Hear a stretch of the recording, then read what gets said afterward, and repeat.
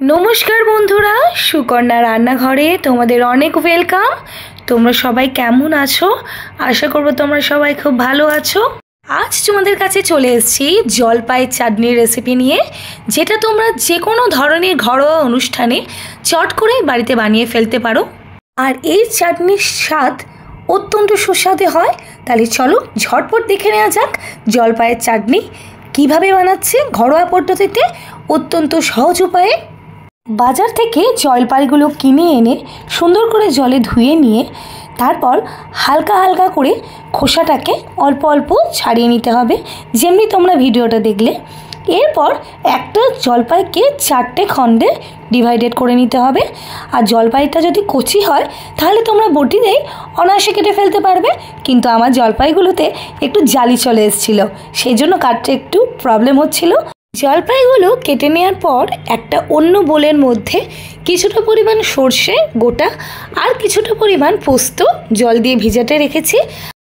আর অপর দিকে জলপাইগুলো প্রেসার কুকারে দিয়ে পরিমাণ মতন জল দিয়ে 8খানা সিটি মারা অবধি ওয়েট করেছি।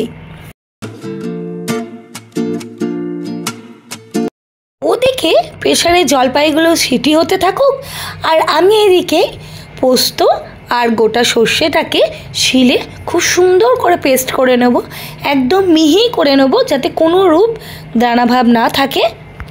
তোমরা চাইলে সর্ষে আর পোস্তটাকে মিক্সারও পেস্ট বানাতে পারো, কিন্তু আমি এখানে শিলনোড়া ব্যবহার করেছি।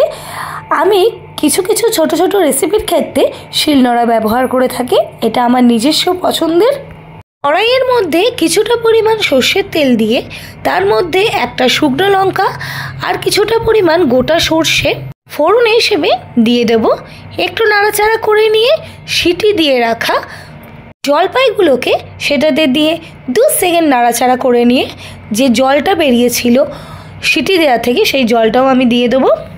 এরপর একে একে কিছুটা পরিমাণ লবণ আর কিছুটা পরিমাণ হলুদ দিয়ে সুন্দর করে নাড়াচাড়া করে নেব।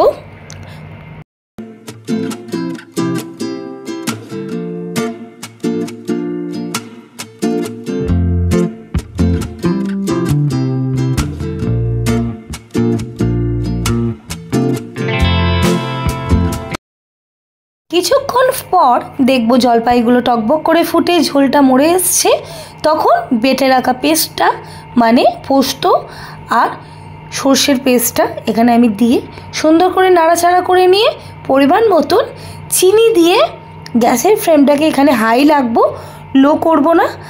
চিনিটা দেওয়ার পর তোমরা দেখতে পারবে চাটনিটা থেকে ভালোই জল ছেড়েছে। পরিমাণ মতন জলটা তোমরা রাখবে, মানে যতটা তোমরা চাটনি গ্রেভি রাখতে চাইছো রাখবে। ব্যাস ফুটে গেলেই তোমরা নামিয়ে অন্য পাত্রে ঢেলে নেবে, রেডি হয়ে গেল জলপাইয়ের চাটনি। তাহলে বলো রেসিপিটা কেমন লাগলো? খুব ইজি না? তোমরা কিন্তু বাড়িতে অবশ্যই ট্রাই করো আর আমার পাশে কিন্তু অবশ্যই থেকো। দেখা হবে নতুন একটা ভিডিও, ততক্ষণের জন্য সবাই ভালো থাকো, সুস্থ থাকো। আর হ্যাঁ, নতুনরা কিন্তু অবশ্যই আমার চ্যানেলটাকে সাবস্ক্রাইব করে দিও। Bye bye.